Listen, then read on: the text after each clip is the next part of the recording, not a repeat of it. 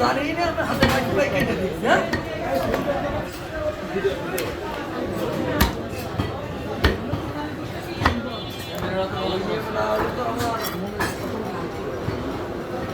আরেকজন হয়তো